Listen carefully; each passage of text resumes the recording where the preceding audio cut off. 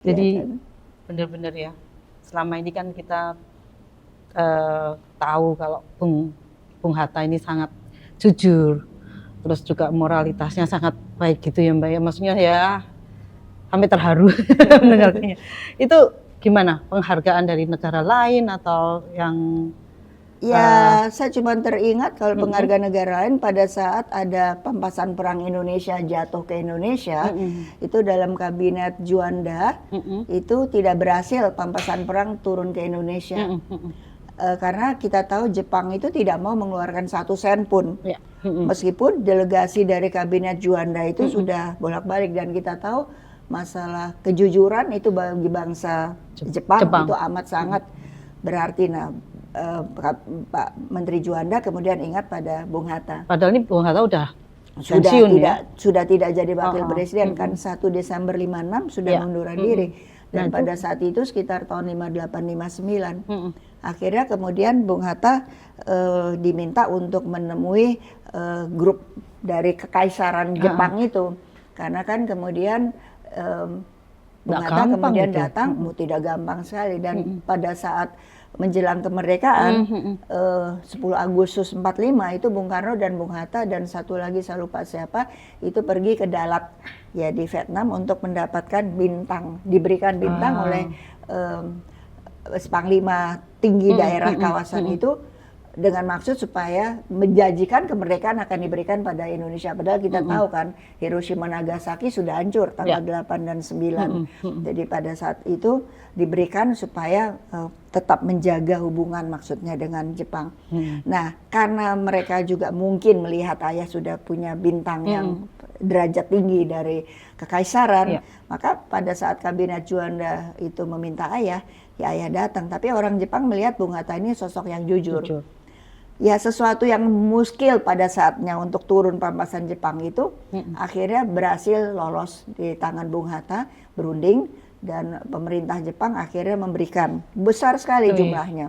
Saya nggak ingat berapa dana itu ya. dana itu, tapi dengan syarat bahwa boleh dikucurkan ke Indonesia, diberikan dengan syarat itu untuk kesejahteraan rakyat.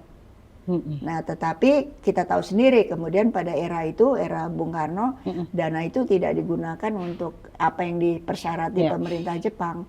Tetapi kemudian kalau nggak salah itu hanya Sungai Musi, ya, jembatan Musi dan dam Jatiluhur yang mendapatkan dana dari bekas pampasan Jepang itu. Yang lainnya seperti pembangunan Monas, pembangunan macam-macam sarana, ya, hotel-hotel itu semua menggunakan itu. Nah, rakyat melihat itu sesuatu yang nggak fair gitu, karena kan maksudnya untuk mensejahterakan rakyat yang waktu itu memang kondisi kehidupannya sangat-sangat buruk pada saat itu, inflasi luar biasa.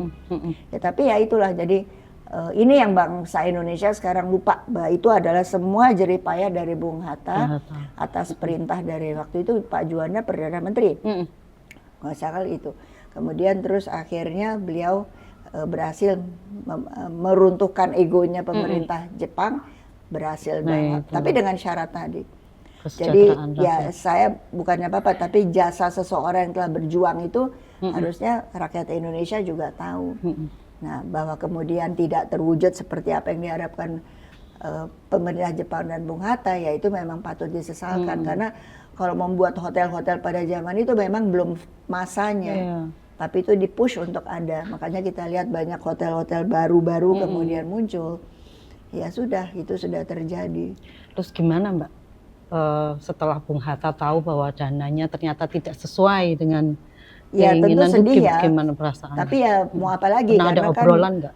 Ya Bung Karno itu kan pada saat itu kan beliau sebagai diktator, tentu banyak yang Bung Hatta juga tulis, dan Bung Hatta bukan orang yang diam, dia banyak menulis tapi silent. Jadi nulis surat Bung Hatta kepada Bung Karno, saya tidak tahu berapa banyak surat, tapi bahwa mau dibaca apa tidak itu sudah bukan tidak tahu Bung Hatta, karena kan bisa saja surat itu ditumpuk atau tidak diberikan atau bagaimana, saya nggak tahu.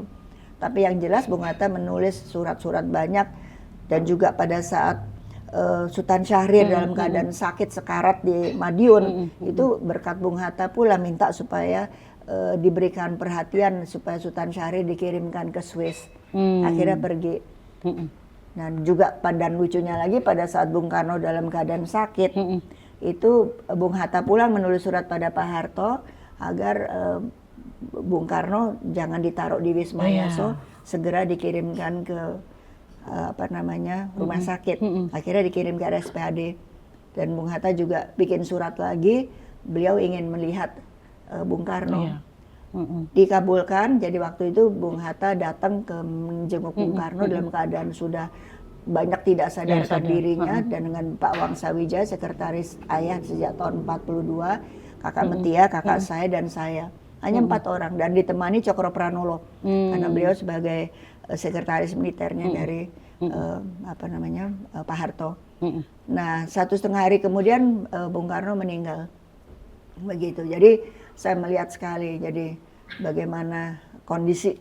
Jadi kalau kita lihat bahwa ya ada hubungan yang memang tajam, tapi toh ayah saya bukan tipe orang yang pendendam. Ya, tapi tetap membantu apa yang dia bisa bantu, dia bantu. Dan itu yang kita lihat bahwa ayah hatinya memang sangat berusaha untuk baik kepada semua orang. Pada lawannya pun juga tetap baik, dan tidak ada kata-kata jelek ayah kepada Bung Karno. Tapi kita tahu betapa mereka sengit satu sama lain gitu. Dan banyak surat, dan memang kebanyakan yang ayah protes ya terbukti betul, gitu kan. Nggak boleh gini gitu, Bung Karno labrak, akhirnya kan kelihatan. Ayah menasihati juga waktu Mas Guntur datang ke rumah ini, tanya apa sih yang menyebabkan bahwa terjadi sengketa, ya antara lain juga kena dengan komunis. Ya, ayah sudah mengatakan pada Mas Guntur bahwa sudah saya peringatkan ayahmu untuk jaga jarak lah dengan PKI, tapi kan ayahmu tidak mau mendengar. Gitu. Ya itulah.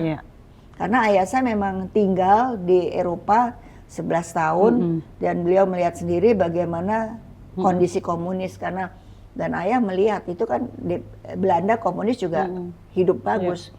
Ya, ayah mempelajari segala rupa. Jadi ayah belajar komunis itu justru di negara yang memang menerapkan komunis. Sedangkan Bung Karno kan di Indonesia, Bung Karno tidak pernah sekolah di luar negeri. Dan Bung Karno tidak pernah seumur hidupnya ke Belanda, tidak pernah.